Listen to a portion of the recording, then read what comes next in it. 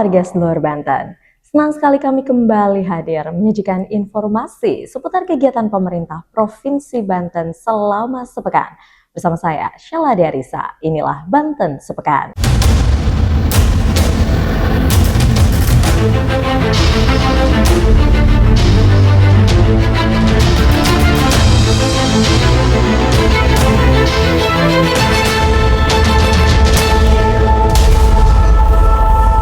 Gubernur Banten tekankan pertumbuhan ekonomi berdampak nyata ke masyarakat. Gubernur Banten Andras Soni menegaskan tren positif ekonomi Banten harus memberi dampak nyata, lapangan kerja bertambah, kemiskinan menurun, serta pembangunan yang merata. Hal tersebut disampaikan saat membuka seminar nasional bertajuk Menakar Daya Ungkit Kawasan Ekonomi Khusus Edukasi, Teknologi, Kesehatan, dan Inovasi atau KEKETKI Banten sebagai kutub pertumbuhan ekonomi baru di Marketing Office BSD City Kabupaten Tangerang pada hari Sabtu 7 Februari 2026. KEKETKI di Tangerang diharapkan dapat menarik investasi, mendorong inovasi, serta mempercepat pertumbuhan sektor pendidikan, teknologi, dan kesehatan. Data BPS mencatat ekonomi Banten tumbuh 5,37% sepanjang tahun 2025. Kemiskinan dan pengangguran menurun, rasio Gini membaik, dan arah pembangunan mulai terasa. Pemerintah Provinsi Banten terus memastikan setiap kebijakan ekonomi berpihak pada kesejahteraan rakyat. Pertumbuhan harus inklusif sehingga manfaatnya sampai pada masyarakat luas. BPS mengumumkan bahwa pertumbuhan ekonomi Provinsi Banten sebesar 5,37% dan kemudian Gini rasionya juga turun dan angka kemiskinan kita turun, juga angka pengangguran kita turun. Namun hal itu masih kita jadikan sebagai motivasi agar catatan-catatan tersebut juga berdampak pada kehidupan real masyarakat, sehingga setiap peluang atau setiap potensi yang bisa kita gali, salah satunya adalah kegiatan seminar ini dalam rangka memberikan kesempatan kepada semua pihak untuk memberikan masukan dan saran dengan adanya proyek strategis nasional berupa kawasan ekonomi khusus, edukasi, teknologi, kesehatan di internasional yang ada di kawasan Banten. Apakah ini akan berdampak kepada pertumbuhan ekonomi di Provinsi Banten?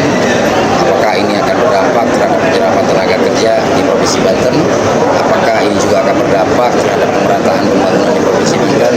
Mudah-mudahan hasil diskusinya ini bisa jadi acuan bagi kami, acuan bagi kita. Di sini ada Bapeda juga untuk menyusun perencanaan kita ke depan dalam rangka pertumbuhan ekonomi yang berkelanjutan, berdampak, dan bisa dinikmati oleh masyarakat. Peringati Hari Pers Nasional 2026, Pemprov Banten promosikan kekayaan budaya dan produk UMKM lokal. Hari Pers Nasional 2026 menjadi momentum penting untuk memperkenalkan kekayaan budaya dan produk UMKM Banten ke tingkat nasional. Pemprov Banten menghadirkan pentas seni budaya dan pameran 43 UMKM lokal di KP3B Kota Serang. Produk kria, fashion, dan kuliner khas Banten tampil memikat di hadapan ratusan wartawan dari seluruh Indonesia. Wakil Gubernur Banten Ahmad Dimyati Natakusuma menegaskan, seni budaya dan UMKM adalah identitas daerah sekaligus kekuatan ekonomi rakyat. Promosi ini membuka peluang pasar lebih luas bagi pelaku usaha lokal. 8 kabupaten dan kota turut berpartisipasi. Ini menunjukkan kekayaan tradisi, kreativitas, dan potensi ekonomi kreatif Banten yang terus berkembang. Pemerintah Provinsi Banten berkomitmen mendorong UMKM naik kelas, memperluas promosi, memperkuat daya saing, menggerakkan ekonomi lokal, serta menghadirkan manfaat nyata bagi masyarakat.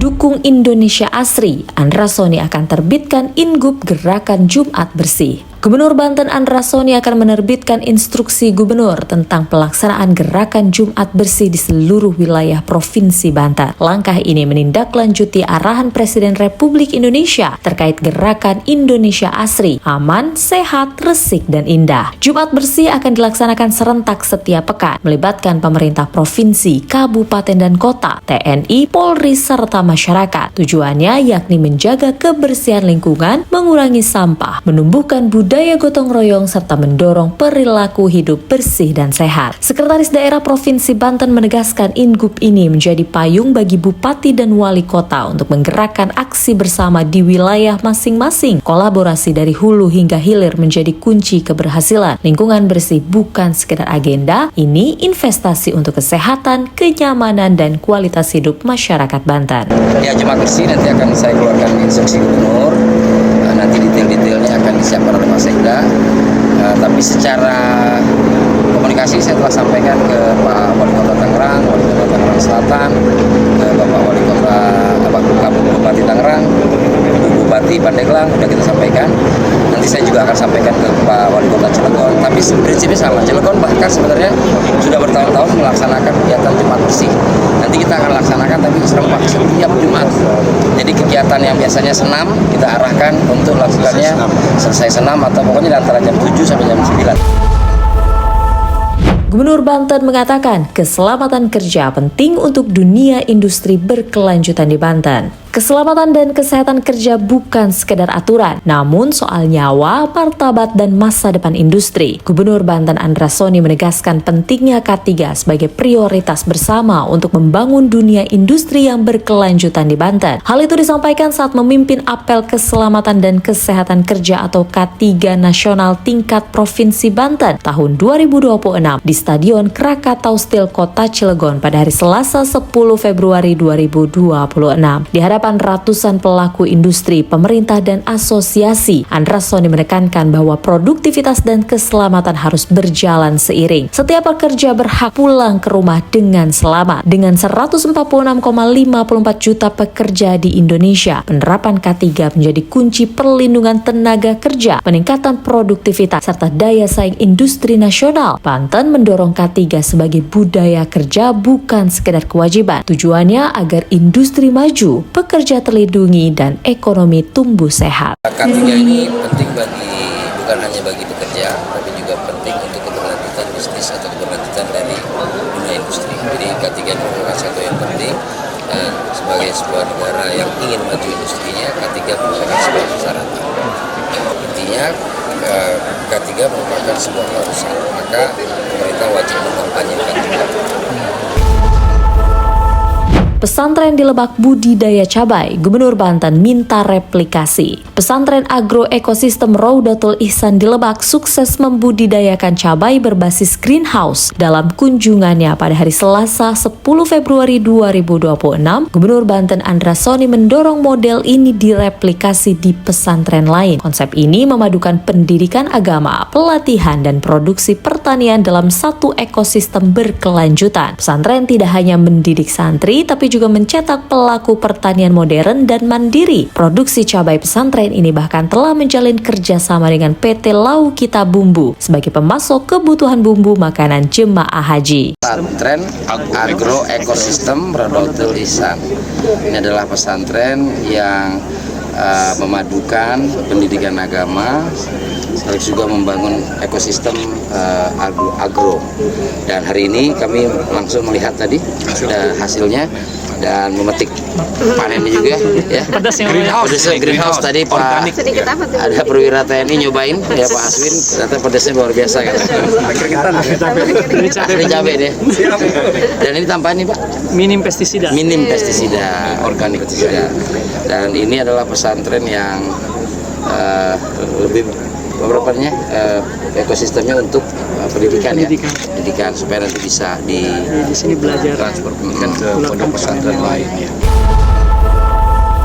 Gubernur Banten pastikan pasien tetap dilayani di tengah pemutahiran data PBI. Di tengah pemutahiran data peserta penerima bantuan iuran jaminan kesehatan atau PBIJK oleh pemerintah pusat, Gubernur Banten Andras Soni memastikan pelayanan kesehatan tidak boleh terputus. Rumah sakit dan fasilitas kesehatan diminta tetap melayani pasien, khususnya penderita penyakit kronis dan katastropik, meski status kepesertaan sedang nonaktif akibat penyesuaian data. Pemutahiran bukanlah pengurangan kuota atau atau anggaran, melainkan penyesuaian berbasis data agar bantuan tepat sasaran sesuai tingkat kesejahteraan. Pemerintah Provinsi Banten juga menyiapkan mekanisme perlindungan, termasuk reaktivasi kepesertaan bagi pasien rawat inap melalui Dinas Kesehatan Provinsi, serta pendampingan pengurusan bagi pasien rawat jalan melalui Dinas Sosial Kabupaten Kota. Pada tahun 2026, pemerintah Provinsi Banten tetap membiayai jaminan kesehatan bagi 606.060 jiwa melalui APBD. Penonaktifan yang terjadi merupakan bagian dari pengalihan dan penyesuaian segmen kepesertaan, bukan pengurangan perlindungan. Pemerintah daerah pun menegaskan tidak melakukan penonaktifan peserta yang dibiayai APBD, kecuali dalam kondisi tertentu seperti meninggal dunia atau pindah domisili. Demikian Banten Sepekan kami hadirkan untuk Anda, warga seluruh Banten. Sampai jumpa di Banten Sepekan selanjutnya.